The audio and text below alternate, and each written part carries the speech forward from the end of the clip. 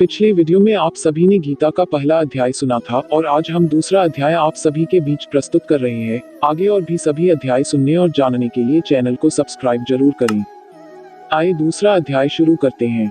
संजय ने कहा, इस प्रकार करुणा से अभिभूत आंसुओं से भरे हुए व्याकुल नेत्रों वाले शोकग्रस्त अर्जुन को देखकर मधुसूदन श्री कृष्ण ने यह शब्द कहे। श्री भगवान ने कहा, हे अर्जुन, इस विपरीत स्थिति पर तेरे मन में यह अज्ञान कैसे उत्पन्न हुआ? न तो इसका जीवन के मूल्यों को जानने वाले मनुष्यों द्वारा आचरण किया गया है और न ही इससे स्वर्ग की और न ही यश की प्राप्ति होती है। इसलिए हे अर्जुन, तू नपुंसकता को प्राप्त मत हो, यह तुझे शोभा नहीं देता है। हे शत्रुओं के दमनकर्ता, हृदय की तुच्छ दुर्बलता को त्याग कर युद्ध के लिए खड़ा हो। अर्जुन ने कहा, हे मधुसूदन, हे शत्रुहंता, मैं युद्ध भूमि में किस प्रकार भीष्म पितामह और द्रोणाचार्य जैसे पूजनीय व्यक्तियों पर बाण कैसे चलाऊंगा? से महापुरुषों को, जो कि मेरे गुरु हैं, इन्हें मारकर जीने की अपेक्षा मैं इस संसार में भिक्षा मांगकर खाना श्रेयस्कर समझता हूँ, क्योंकि गुरुजनों को मारकर भी तो इस संसार में खून से सने हुए सुख रूप भोग ही तो भोगने को मिलेंगे। हम यह भी नहीं जानते कि हमारे लिए युद्ध करना श्रेष्ठ है या युद्ध न करना, और यह भी नहीं जानते कि हम जीतेंगे या वे ही जीतेंगे। धृतराष्ट्र के पुत्रों का वध करके हम जीना भी नहीं चाहते, फिर भी वे हमारे सामने युद्ध भूमि में खड़े हैं। कृपण और दुर्बल स्वभाव के कारण अपने कर्तव्य के विषय में मोहित हुआ मैं आपसे पूछता हूँ कि वह साधन जो मेरे लिए श्रेयस्कर हो, उसे निश्चित करके कहिए। अब मैं आपका शिष्य हूँ और आपके शरणागत हूँ, कृपया मुझे उपदेश दीजिए। मुझे सा कोई साधन नहीं दिखता जो मेरी इंद्रियों के सुखाने वाले शोक को दूर कर सके। स्वर्ग में धन धान्य संपन्न देवताओं के सर्वोच्च इंद्रपद और पृथ्वी पर निष्कंटक राज्य को प्राप्त करके भी मैं उस उपाय को नहीं देखता हूँ। संजय ने कहा, हे राजन, निद्रा को जीतने वाला अर्जुन ने इंद्रियों के स्वामी श्री कृष्ण से कहा, हे गोविंद, मैं युद्ध नहीं करूंगा, और चुप हो गया। हे भरतवंशी, इस समय दोनों सेनाओं के बीच शोकग्रस्त अर्जुन से इंद्रियों के स्वामी श्री कृष्ण ने हंसते हुए से यह शब्द कहे। श्री भगवान ने कहा, हे अर्जुन, तू उनके लिए शोक करता है जो शोक करने योग्य नहीं है, और पंडितों की तरह बातें करता है जो विद्वान होते हैं। वे न तो जीवित प्राणी के लिए और न ही मृत प्राणी के लिए शोक करते। ऐसा कभी नहीं हुआ कि मैं किसी भी समय में नहीं था, या तू नहीं था, अथवा ये समस्त राजा नहीं थे, और न ऐसा ही होगा कि भविष्य में हम सब नहीं रहेंगे। जिस प्रकार जीवात्मा इस शरीर में बाल अवस्था से युवा अवस्था और वृद्ध अवस्था को निरंतर अग्रसर होता रहता है, उसी प्रकार जीवात्मा इस शरीर की मृत्यु होने पर दूसरे शरीर में चला जाता है। से परिवर्तन से धीर मनुष्य मोह को प्राप्त नहीं होते हैं। हे कुंती पुत्र, सुख दुख को देने वाले विषयों के क्षणिक संयोग तो केवल इंद्रिय बोध से उत्पन्न होने वाले सर्दी तथा गर्मी की ऋतुओं के समान आने जाने वाले हैं।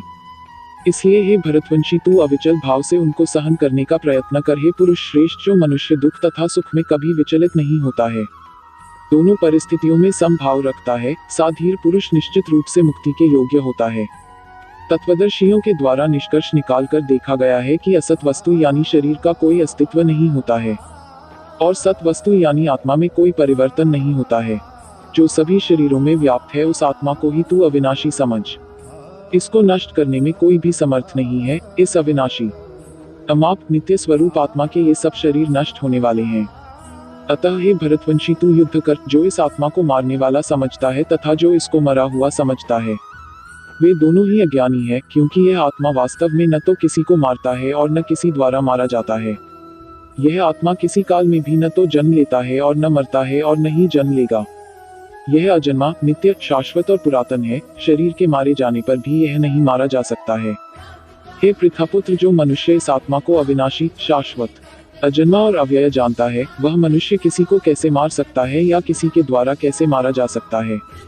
जिस प्रकार मनुष्य पुराने वस्त्रों को त्याग कर दूसरे नए वस्त्रों को धारण करता है, उसी प्रकार आत्मा पुराने तथा व्यर्थ के शरीरों को त्याग कर नए शरीरों को धारण करता है।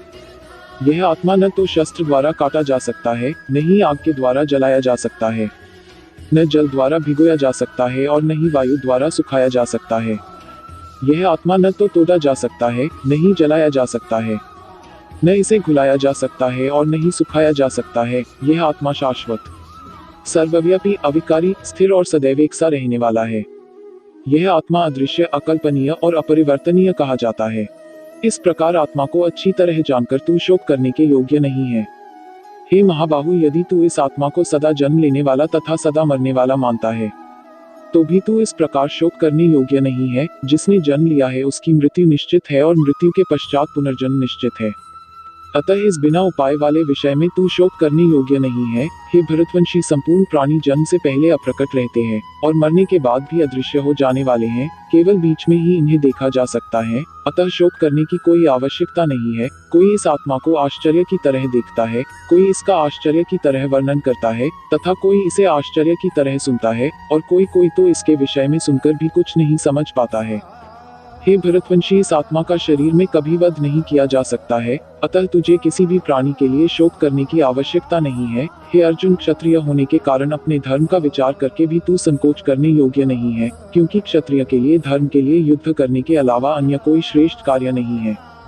हे पार्थ, वे क्षत्रिय भाग्यवान है जिन्हें युद्ध के अवसर अपने आप प्राप्त होते हैं, जिससे उनके लिए स्वर्ग के द्वार खुल जाते हैं।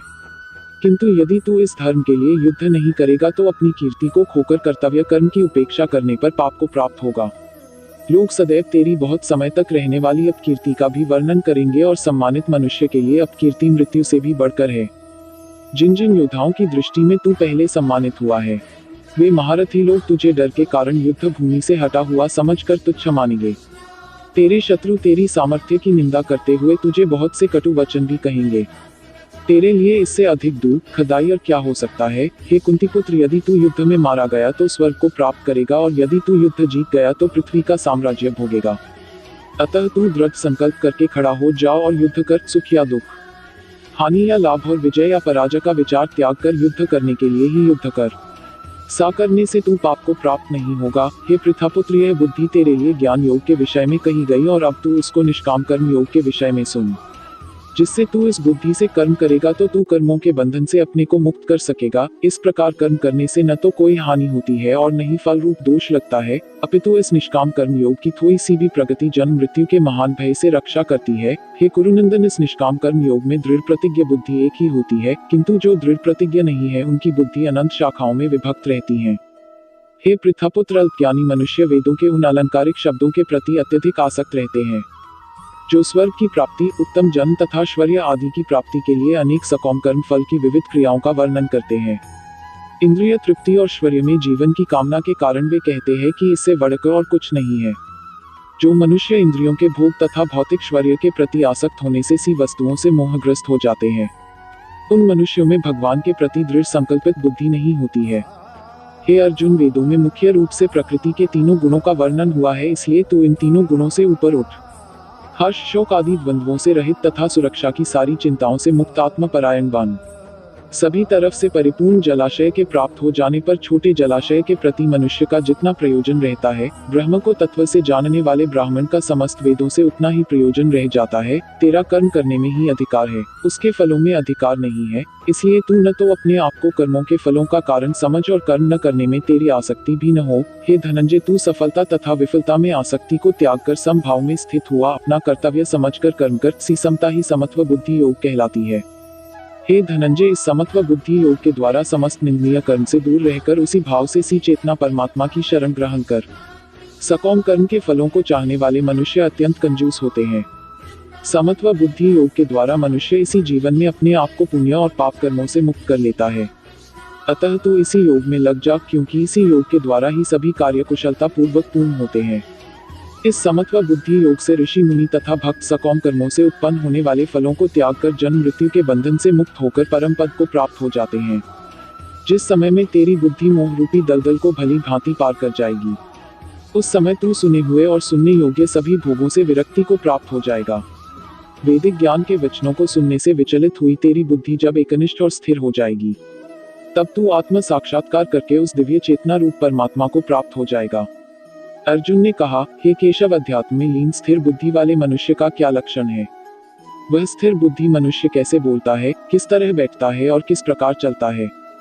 श्री भगवान ने कहा, हे पार्थ, जब मनुष्य मनोरथ से उत्पन्न होने वाली इंद्रिय तृप्ति की सभी प्रकार की कामनाओं का परित्याग कर देता है, जब विशुद्ध हुआ उसका मन आत्मा में ही संतोष प्राप्त करता है, तब वह मनुष्य विशुद्ध चेतना में स्थित यानी स्थित प्रज्ञ कहा जाता है। दुखों की प्राप्ति होने पर जिसका मन विचलित नहीं होता है, सुखों की प्राप्ति की इच्छा नहीं रखता है, जो आसक्ति, भय तथा क्रोध से मुक्त हैं, ऐसा स्थिर मन वाला मुनि कहा जाता है। इस संसार में जो मनुष्य न तो शुभ की प्राप्ति से हर्षित होता है और न अशुभ के प्राप्त होने पर द्वेष करता है, सी बुद्धि वाला पूर्ण ज्ञान में स्थिर होता है। जिस प्रकार कछुआ सब ओर से अपने अंगों को समेट लेता है, उसी प्रकार जब मनुष्य इंद्रियों को इंद्रिय विषयों से सब प्रकार से खींच लेता है, तब वह पूर्ण चेतना में स्थिर होता है। इंद्रियों द्वारा विषयों को ग्रहण न करने वाले मनुष्य के विषय तो मिट जाते हैं, परंतु उनमें रहने वाली आसक्ति बनी रहती है। से स्थिर बुद्धि वाले मनुष्य की आसक्ति भी परमात्मा का साक्षात्कार करके मिट जाती है। हे अर्जुन, इंद्रियां इतनी प्रबल तथा वेगवान हैं कि जो मनुष्य इंद्रियों को वश में करने का प्रयत्न करता है, उस विवेकी मनुष्य के मन को भी बलपूर्वक हर लेती हैं। जो मनुष्य इंद्रियों को पूर्णतया वश में रखते हुए अपनी चेतना को मुझ में स्थिर कर देता है, वही मनुष्य स्थिर बुद्धि वाला कहलाता है। इंद्रियों के विषयों का चिंतन करते हुए मनुष्य की उन विषयों में आसक्ति हो जाती है। सी आसक्ति से उन विषयों की कामना उत्पन्न होती है, और कामना में विघ्न पड़ने से क्रोध उत्पन्न होता है। क्रोध से अत्यंत पूर्ण मोह उत्पन्न होता है। मोह से स्मरण शक्ति में भ्रम उत्पन्न होता है। स्मरण शक्ति में भ्रम हो जाने से बुद्धि नष्ट हो जाती है, और बुद्धि के नष्ट होने से मनुष्य का अधोपतन हो जाता है। किंतु सभी राग द्वेष से मुक्त रहने वाला मनुष्य अपनी इंद्रियों के संयम द्वारा मन को वश करके भगवान की पूर्ण कृपा प्राप्त कर सकता है। इस प्रकार भगवान की कृपा प्राप्त होने से संपूर्ण दुखों का अंत हो जाता है। तब उस प्रसन्नचित्त मन वाले मनुष्य की बुद्धि शीघ्र ही एक परमात्मा में पूर्ण रूप से स्थिर हो जाती है। जिस मनुष्य की इंद्रियां वश में नहीं होती है, उस मनुष्य की न तो बुद्धि स्थिर होती है, न मन स्थिर होता है, और न ही शांति प्राप्त होती है। उस शांति रहित मनुष्य को सुख किस प्रकार संभव है? जिस प्रकार पानी पर तैरने वाली नाव को वायु हर लेती है, उसी प्रकार विचरण करती हुई इंद्रियों में से किसी एक इंद्रिय पर मन निरंतर लगा रहता है। वह एक इंद्रिय ही उस मनुष्य की बुद्धि को हर लेती है। हे महाबाहु, जिसकी इंद्रियां अपने अपने विषयों से सभी प्रकार से विरक्त होकर उसके वश में रहती हैं, उसी मनुष्य की बुद्धि स्थिर रहती है, जो सभी प्राणियों के लिए रात्रि के समान है। वह बुद्धि योग में स्थित मनुष्य के लिए जागने का समय होता है, और जो समस्त प्राणियों के लिए जागने का समय होता है, वह स्थिर प्रज्ञ मुनि के लिए वह रात्रि के समान होता है। जिस प्रकार अनेकों नदियां सभी ओर से परिपूर्ण दृढ़ प्रतिष्ठा वाले समुद्र में समुद्र को विचलित किए बिना ही समा जाती हैं, उसी प्रकार सभी इच्छाएं स्थित प्रज्ञ मनुष्य में बिना विकार उत्पन्न किए ही समा जाती हैं। वही मनुष्य परम शांति को प्राप्त होता है, न कि इंद्रिय सुख चाहने वाला। जो मनुष्य समस्त भौतिक कामनाओं का परित्याग कर इच्छा रहित, ममता रहित और अहंकार रहित रहता है, वही परम शांति को प्राप्त कर सकता है। हे पार्थ, यह आध्यात्मिक जीवन ब्रह्म की प्राप्ति का पथ है, जिसे प्राप्त करके मनुष्य कभी मोहित नहीं होता है। यदि कोई जीवन के अंतिम समय में भी इस पथ पर स्थिति हो जाता है, तब भी वह भगवत प्राप्ति करता है। तो इस प्रकार उपनिषद, ब्रह्मविद्या तथा योगशास्त्र रूप श्रीमद् भगवद गीता के श्री कृष्ण अर्जुन संवाद में गीतासार योग नाम का दूसरा अध्याय संपूर्ण हुआ। वीडियो पसंद आए तो लाइक करें और चैनल को सब्सक्राइब जरूर करें। धन्यवाद।